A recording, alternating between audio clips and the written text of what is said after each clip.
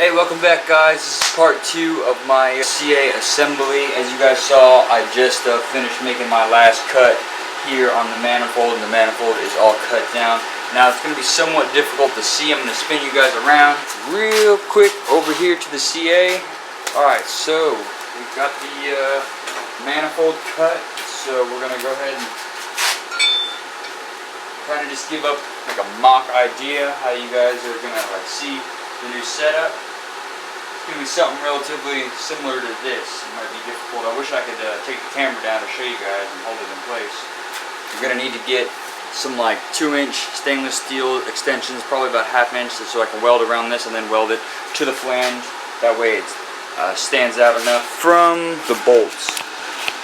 When I flipped it over, it was hitting these bolts here on the bottom side, so I need to just stand them out just a little bit, not even an inch away from these studs here, so that way I can get the nuts on. Excuse me, I was calling them bolts at first, my fault. It's the basic idea. You guys can see that I cleaned it up and such already. We're just going to move along with this sometime throughout the week. Obviously do a little bit here and there. I'm going to have to get a hold of some stainless piping because I don't have any that's that small. And when I do that, we can get this all situated and then mount the turbo up and figure out about clocking that guy. So one step at a time, guys. What's going on, guys? It is Tuesday afternoon. We are following up with the exhaust manifold. As I cut it in those last clips, as you guys saw, we've got some pipe to extend that. And I went up to the metal supermarket that's right up the road. $8.80 for a little 8-inch piece of 1 5/8" stainless.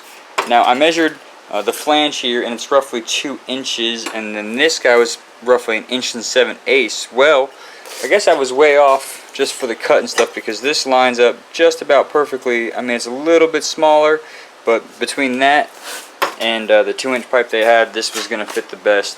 So I went with that guy so we can get this manifold extended out from the studs here. And then I also picked up an O-ring. As you guys can see, there's an O-ring on the pickup tube for the oil pump. This was from Advance Auto, super cheap, $1.28, and the part number is 641161. So super cheap there. That's about it, guys. We're just going to start off real quick by throwing that guy on there and then sealing up the oil pan. That way I know that's on there and I can get that done and over with, and then we'll move on to cleaning up the manifold, cleaning up the flange here, getting everything welded, well, cut, cleaned up, and then welded, so we can get this guy mounted up and figure out our clocking position. So let's get to it, guys.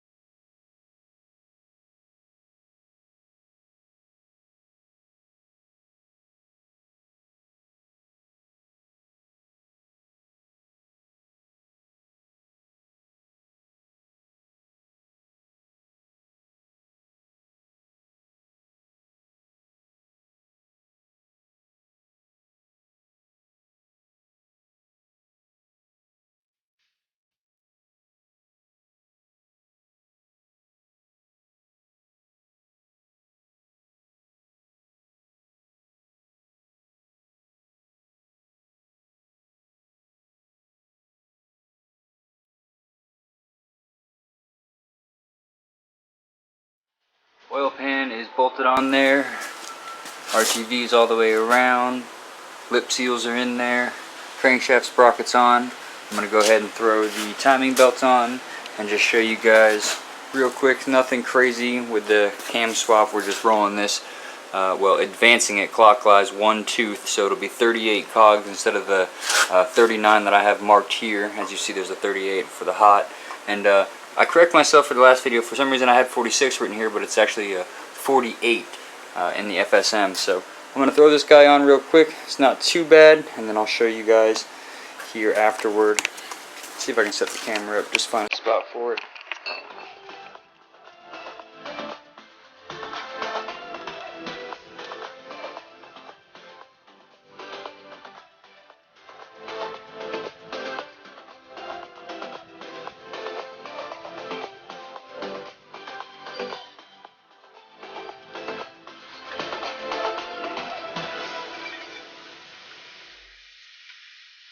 Alright guys, so she's in time with the exhaust cam.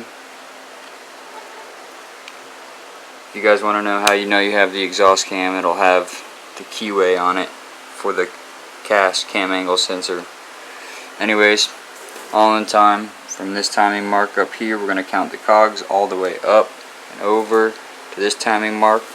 So counting the cogs goes like 1, 2, 3, 4, 5, 6, 7, etc. all the way down to 48. So from here to here is 48, just like a normal timing would be for the CA. And then from this timing mark, as you can see, it's advanced one tooth forward. It's 38 cogs from here to here. Usually it's 39, but you want to advance that tooth when you do that hot cam swap. So now that we've got it all in time, I'm going to go ahead and just snug everything up. And I want to start on my manifold, but I may hold off until tomorrow. I'm not 100% sure, or I might go eat some dinner and clean up and then come back out here. I think I got a smudge on my camera lens too. I'm just getting, worn out from the day, working all day and then coming home working on the CA. So I might just pick up where I left off. Either way, I will film it and let you guys know. I really want to get this manifold at least tacked up and seeing how it looks. So we'll see.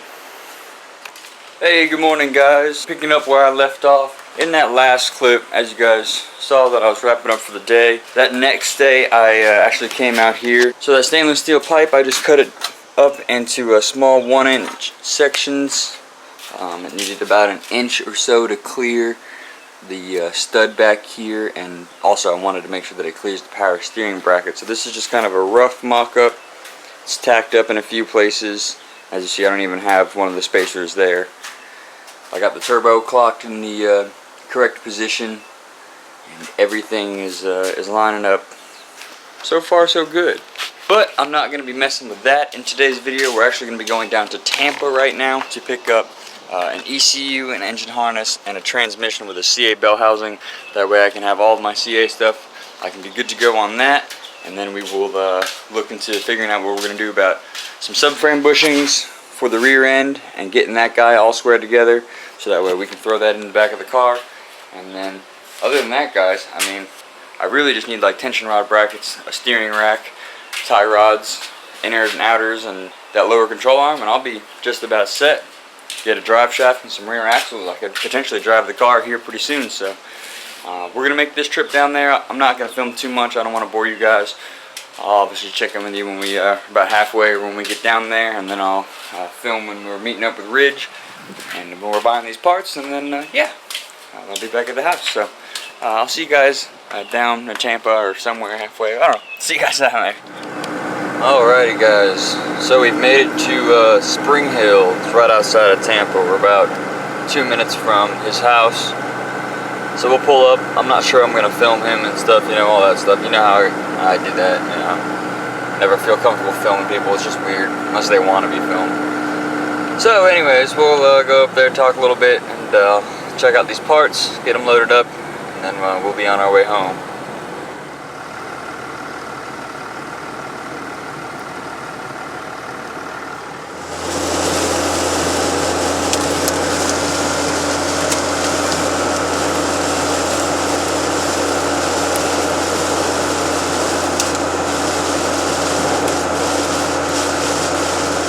Alrighty guys, we are all back at the house. The drive, both there and back, was super wet. Wasn't too bad, but just, kind of slowed everything down, made traffic a little more hectic. I guess with the coronavirus stuff, the roads could have been a whole lot worse. So I guess pretty grateful for that. It was about a, 2-hour, 45, 3-hour trip around there. But got the wiring harness here, This wiring harness was mated to the pink CA. It went with this intake manifold. We're gonna have to go through this harness, double check all the sensors and stuff. I looked at everything while I was there, and I see that, you know, he had everything most of the way there. The one thing that wasn't missing was the injector resistor, which was in the car that he was drifting with that old CA, so he's gonna grab that for me and then ship that to me. We'll be good on the wiring harness. Got an ECU. This is out of a 89 Sylvia base model. Got a Japanese part number, but I think it was a European 8-port head. So that works with that. Obviously 5-speed manual transmission. Then I got a Mishimoto radiator. This guy looks to be pretty good condition. We tested it out, ran a hose through it, no leaks, nothing. So I grabbed that from him for super cheap. Everything was around $280. At the end of the day, it was probably about, I don't know, $320 or so for the round trip. The truck did great. I got diesel for $230 something or $225. Filled it up, and we got about 16 miles per gallon. It was 180 miles. I filled it up when I got there, and it took 11 gallons. So the 11 divided by, or the 180 divided by the 11 gives you like roughly like 16 miles per gallon. So I'm pretty happy with that. That's awesome. The last thing on the puzzle was this guy here. This is a, I think it might be a CA full transmission, but I needed the bell housing the most so that way I could use it with a KA trans. Either way it'll work. It's got a good throwout bearing in it. It's got speedo sensor, trans mount, and the actual cross member itself. So that's that there. I have a shifter laying around here somewhere. I don't know where I put it, but he did supply a spare shifter. There it is.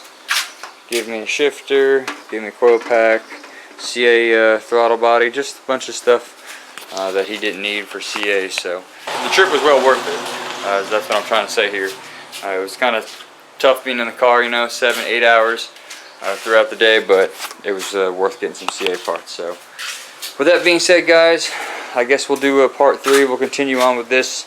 There's some gaps and stuff that I want to clean up. There's actually a piece of wood in here right now that's kind of gapping this thing up. You can see the gap here, so I'm going to have to do a little trimming and cut down some smaller pie pieces out of my little stainless pipe over there, and we'll get that all mocked up. But before I weld everything all in place, I want to be able to get the car to be a complete roller, get doors on it, fenders, the hood, make it look like a normal car. That way I can bring it over here and then test fit the engine and see what this turbo looks like in comparison to the strut tower itself, and then where the power steering reservoir and such is going to sit, and then also in comparison to where the brake master and all that stuff sits, because I'm going to have to do an external wastegate on the back side of this manifold. So alright guys, this is like 4 minutes of me rambling.